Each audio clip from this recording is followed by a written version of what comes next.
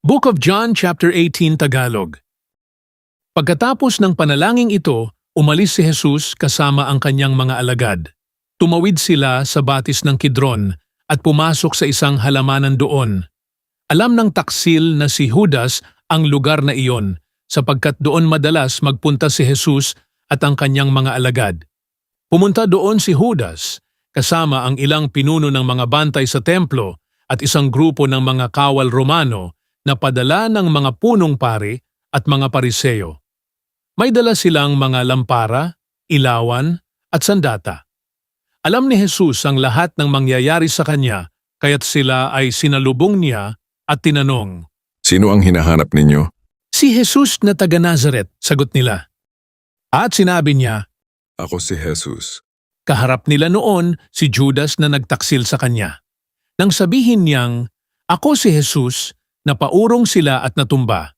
Muli siyang nagtanong, Sino nga ba ang hinahanap ninyo? "Si Jesus na taga Nazaret," sagot nila. Sumagot si Jesus, Sinabi ko na sa inyong ako si Jesus. Kung ako ang hinahanap ninyo, hayaan ninyong umalis ang mga taong ito. Sa gayon, natupad ang kanyang sinabi. Ama, walang napahama kahit isa sa mga ibinigay mo sa akin. Binunot ni Simon Pedro ang kanyang tabak at tinaga ang kanang tainga ni Malco na isa sa mga alipin ng pinakapunong pari ng mga Hudyo. Sinabi ni Jesus kay Pedro, Ibalik mo sa lalagyan ng iyong tabak. Dapat kong danasin ang paghihirap na ibinigay sa akin ng Ama. dinakip nga si Jesus at iginapos ng mga bantay sa templo at ng mga kawal na Romano na pinamumunuan ng isang kapitan. Siya'y dinala muna kay Anas, na biyenan ni Caifas, ang pinakapunong pari ng taong iyon.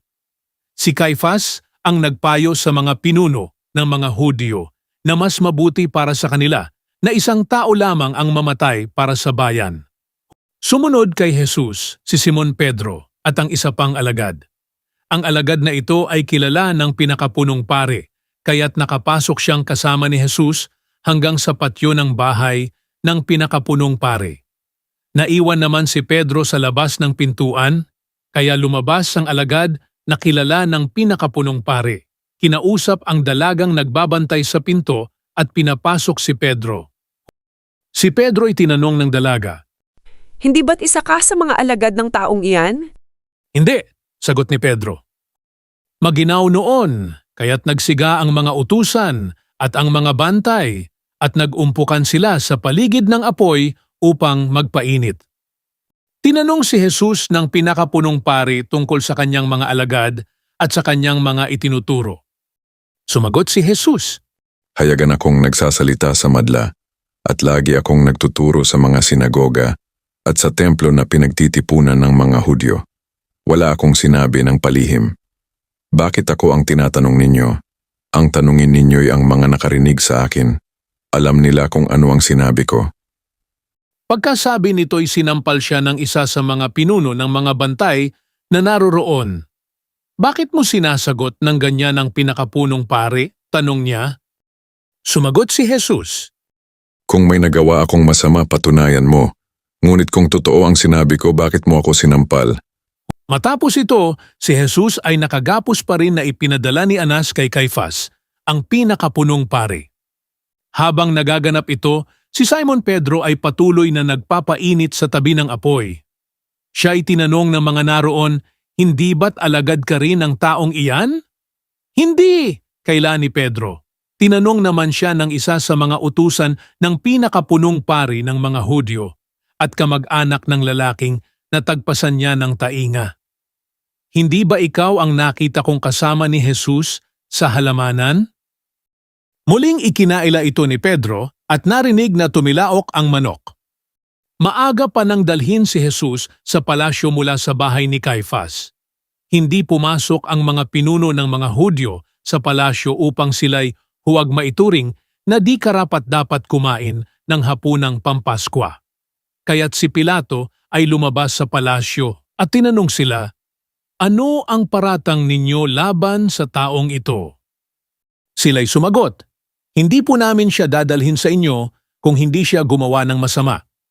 Sinabi sa kanila ni Pilato, "Dalhin ninyo siya at hatulan ayon sa inyong batas." Subalit sumagot ang mga Hudyo, wala po kaming kapangyarihang humatol ng kamatayan kaninuman. Sa gayon, natupad ang sinabi ni Jesus nang ipahiwatig niya kung sa anong paraan siya mamamatay. Si Pilato ay pumasok uli sa palasyo at ipinatawag si Jesus. Ikaw ba ang hari ng mga Hudyo?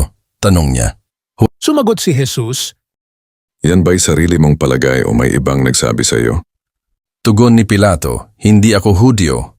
Ang mga kababayan mo at ang mga punong pari ang nagdala sa iyo rito. Ano ba ang ginawa mo? Sumagot si Jesus, Ang kaharian ko'y hindi sa daigdig na ito. Kung sa daigdig na ito ang aking kaharian, ipinakipaglaban sana ako ng aking mga tauhan at hindi na ipagkanulo sa mga Hudyo. Ngunit hindi sa daigdig na ito ang aking kaharian. Kung ganon, isa ka na ngang hari, sabi ni Pilato. Sumagot si Jesus, Ikaw na ang nagsasabing ako'y hari. Ito ang dahilan kung bakit ako ipinanganak at naparito sa daigdig upang magsalita tungkol sa katotohanan.